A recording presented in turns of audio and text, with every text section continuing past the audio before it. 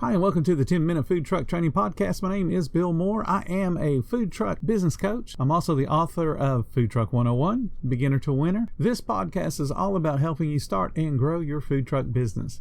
Today I'm going to be discussing something you've probably already seen either on TV or in one of the Facebook groups. It's that viral video of that young blonde walking up to an obviously closed food truck, grabbing the window, pulling up that awning, only to be greeted by a food truck owner who is mean and hateful and cussing and yelling and screaming and hollering like a baby. The conversation surrounding that particular video has gone viral and it's been viewed several thousand times, if not millions of times by now. And it's very polarizing because a lot of people look at that, how rude is that food truck owner? Girl just wanted food. And of course, food truck owners are, why are you touching my property? You shouldn't be doing that. I would shoot you. And, all the other things that food truck owners say. But no one discusses the important part, and that's security.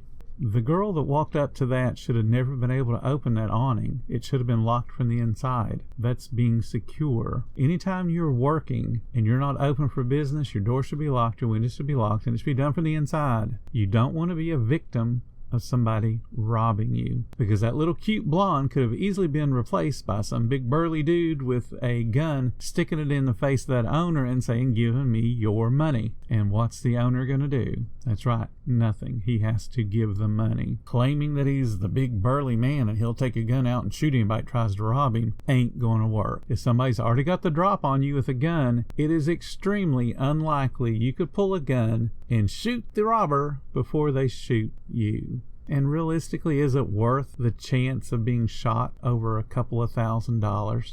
So let's talk about security. If you're closed for business, either prepping or cleaning up, lock the doors, lock the windows, turn on the air conditioner, and do whatever you need to do to keep yourself safe and secure.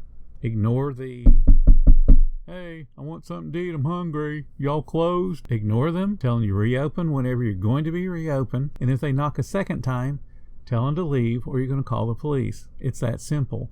They are not your guest. You are not open for business. You do not have to be nice. You have to be professional and say, I'm sorry, we're closed. We reopen tomorrow and give them whatever time you reopen. If they continue to converse with you through the window, through the door, their goal is to frustrate you so that you'll break your security and open the window, open the door. Just tell them, I will not talk to you any longer. I'm going to call the police if you knock on the window again.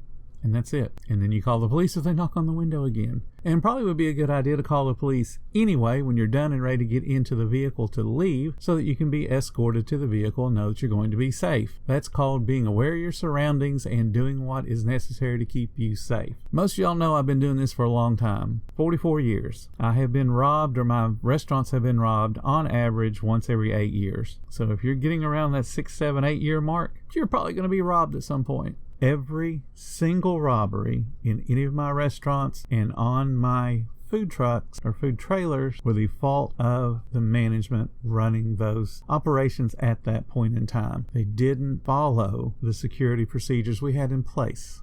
Now, had they followed them, we still could have been robbed. I don't know.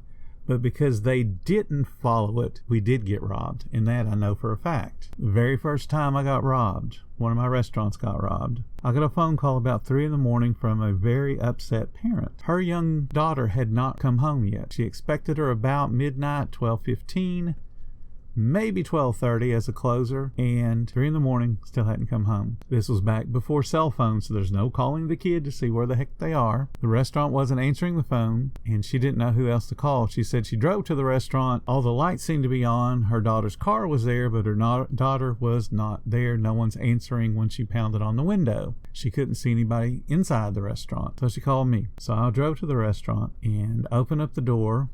And the first thing I noticed is the dining room hasn't been cleaned up properly. I walk through the kitchen door and realize that the kitchen line hasn't been cleaned properly. I go into the office. The safe's open. Everything is scattered about inside the office. So I told her to go back outside. I'm going to call the police, and we're not going to touch anything until the police get here because we have been robbed. Police came a few minutes later. They clear the building to make sure that there's no robbers still left. And as they're clearing the building, back in the walk-in freezer, which was inside the walk-in cooler, were 3 employees that had been barricaded inside the freezer and had been there a little over 3 hours. They were lucky. They didn't get hurt. The only thing we were missing was that evening's sales and whatever bank we had to make change with, but nobody was hurt. A few years later, my food trailer, I had a very trusted person open it for me. He would go do all the prep. He would stop by the bank, get the change, and then get the trailer ready for operation. And I would show up about 11 and we'd do lunch together. Then I would clean up and he would hit the road, go on to his other job.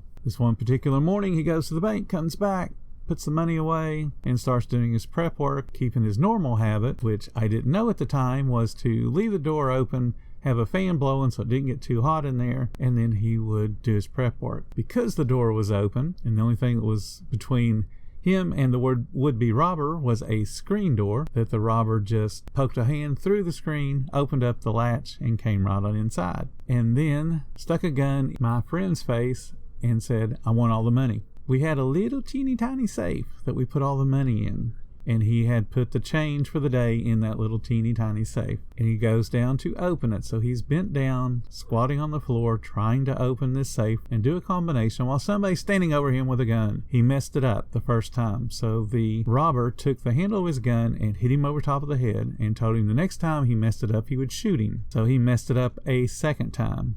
Thankfully, the robber didn't shoot him, but he did hit him again with the butt of the gun. And on his third attempt, he finally got the safe open, because if he'd have messed that one up, he'd have been locked out of it for a half hour, and that would have not been fun. So he got the safe open, gave him the contents of the safe, and the dude runs. The manager had to have 11 stitches, and it was all because he didn't follow the proper security procedures and keeping the doors closed and locked from the inside. A few years later, I'm in the Virgin Islands, and we operated a little midnight cruise, is what we called it, a romantic cruise, moonlight romantic cruise, where we would take on usually 2 to 4 couples, take them out, tour the islands, cook them some dinner, and then bring them back. A nice romantic evening for them. Part of what we would have to do would be to load up with food and then a little bit of money. We didn't have much because they always paid us ahead of time. They usually paid us with credit cards, but we'd always bring just a little bit of money just in case on one of our stops they needed change to go do something. Again, all before cell phones and all before being able to use Apple Pay and Samsung Pay and all that stuff. Especially in the Virgin Islands, weren't a lot of people taking credit cards back then.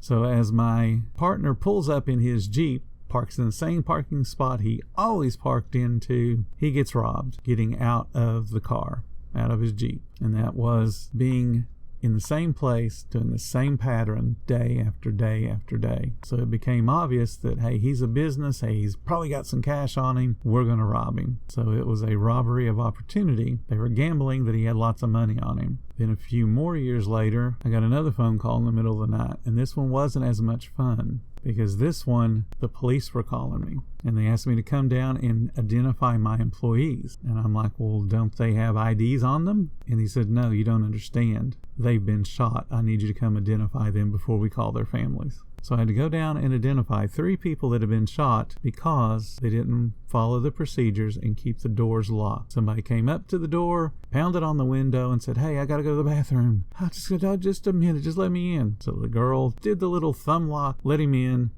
and the very first thing she sees is a gun in her face. And then he took all of them, rounded them up into the walk-in cooler, and then proceeded to shoot them in the cooler and left. This was before cell phones. This was before security cameras became a big deal. So we had nobody to explain what had happened. The police did all kinds of forensics to try to figure out what had happened, and their best guess was the girl that ran the dining room was the one that let him in because her fingerprints were on the doors. They could see the manager's fingerprints on the other doors, but not on that particular one. So it makes a lot more sense for you to have security procedures and follow them. Break your routine. Don't go to the bank the same path every time you go. Go at different times. Go different directions. Do not make it obvious that you're going to the bank. Keep yourself inside your trailer. Keep it locked. keep it secure. You don't want to be the next statistic of somebody being robbed. Most robberies are robberies of opportunity. Ooh, the place is closed. There's no customers in there. Oh, look, the door's open. Let's go in and rob it. You know that the son of Sam used to talk about he would check doors. If the door was unlocked, that was an invitation to go in. If the door was locked, that meant the people didn't want him there. It's the same with a robbery. If they want to be a robber and the door's open, hey, this is an opportunity for me to rob somebody because they're not paying attention to being safe and secure. All the security cameras in the world, not going to help you. You might catch them after the fact, but if they shoot you before they leave, does that really help you? So the bottom line, have a security policy and follow it. Protect yourself and ignore the knocks at the window and the door. If you don't open till 11, you don't open till 11. Be clear and concise in what you're doing so that people understand, hey, I open at 11. Food will not be ready until 11 o'clock. I want you guys to set up a security policy for yourselves and then follow it. I will be back tomorrow. We'll have another topic. Y'all have a great day, and I hope to see everybody safe and secure.